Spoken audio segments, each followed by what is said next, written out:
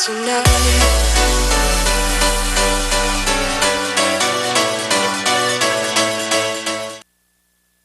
still on the record, and tonight we have a special guest, former NBA player Adonal Foyle. Mr. Foyle, welcome aboard, man. How you doing? Good, thank you for having me. Welcome to Trinidad and Tobago. It's good to be back here. I've been here in 2010, so it's good to be back. Right. And we're still on the record. It's your boy Dennis, of course, and my guest tonight, Adonal Foyle. So, Foyle, you have this book, and the reason you're here is not for Hooper Life. I don't know if you heard about what's going on in the Hooper Life, but we'll stay out of that for now. You're actually here for Anime Carib, which is our local animation festival. And the reason you're here is because you're producing this book for an animation film. Yeah, I mean, I think that, you know, part of the challenge that we have is, and I have a foundation called the Kerosene Lamp Foundation, but I think one of the challenges we have is like continuing to find innovative ways of talking to young people. I mean, we have when I was growing up, you know, my grandmother sat in a chair and tell us stories. You know, now kids go to the internet and find anything they want. So you have to, as a writer and as somebody who's engaging in youth, you have to find creative ways. And the animation series, it seemed like the next logical step for the book. You know, we were able to have it in print, then we start taking it, you know, to different digital medias, and now this seemed to be the next logical conclusion for it.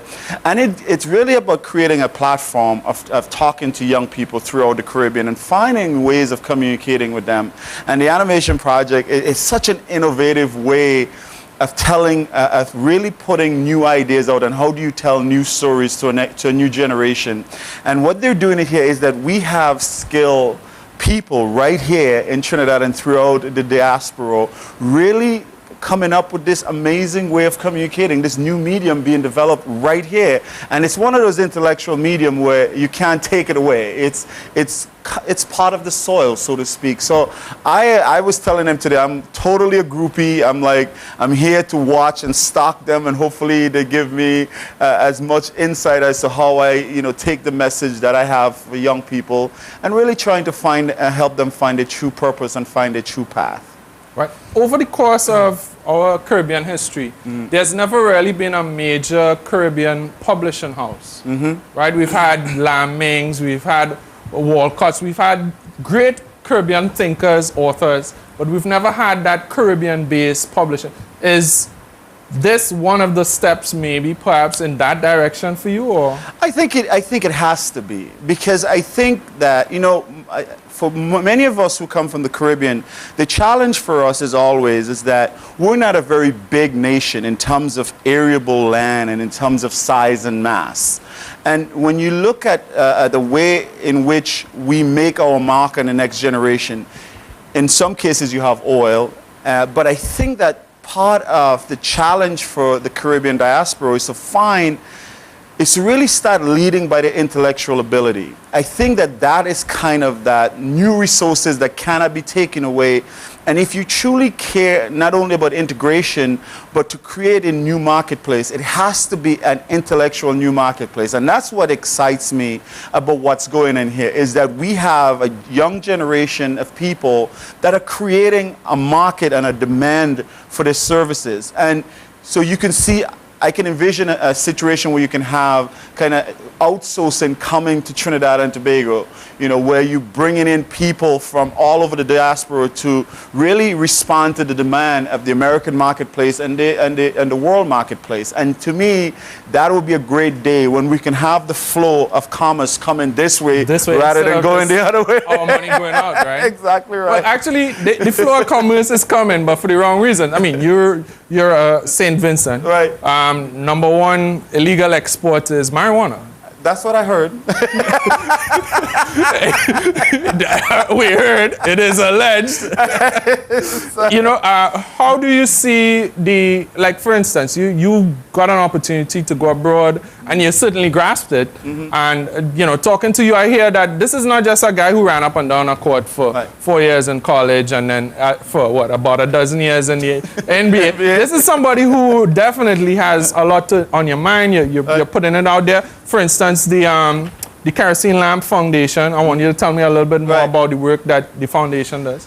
Well, one of the things, I'm one of the people that believe that to whom much is given, much is expected in return. And I think it's part of the way my grandmother raised me. She was very Christian, and if you didn't do what she wants you to do, you get a little slap behind the head. We could use a little bit more. But one of the things that, she was very giving. I remember, the pot will come down after fire, and everybody in the village will somehow magically show up about the same time the pot got off the fire, and she will feed everybody. And, I'm looking at the pot like, is there going to be enough for me? And, she's giving away all the big pieces of fish and all this stuff. And I'm there like biting my finger, and she will always say, there will be enough for you. And, magically enough, she'll make that pot work and feed everybody. I used to always call her the miracle worker. But so I think growing up with that kind of experience, I wanted to find a way to give back to the next generation and to find creative ways to giving them the tools necessary to find a purpose and to find a path. So we created the Kerosene Lamp Foundation, and the kerosene lamp, obviously for Caribbean people to know, we didn't have electricity. That was my electricity growing up because we didn't have any electricity in the island. So the kerosene lamp served as the beacon to really find your way through the house or find your way through the island. And you hope that somebody had a kerosene lamp lighted so you can kind of use it as a guide to get you to your home. So during the camps, we use NBA players to come down and teach basketball to the kids, but it's more than that. We teach age education. We help create libraries. We help resurface basketball code. We teach about nutrition, mental health training. So it's really about trying to use basketball to talk about all of the challenges that young people have and not beat them over the head, but talk to them about how to empower themselves and how to be better citizens. All right, great. So this is Adonal Foyle. You can catch more information about him, the Kerosene Lamp Foundation, on his website, adonalfoyle.com, ADONALFOYLE.com. And if you want to follow him on Twitter, which I certainly will, AFOYLE3131 on Twitter. So look out for it. Too Tall Foyle. And that's your boy Tay, and be right back.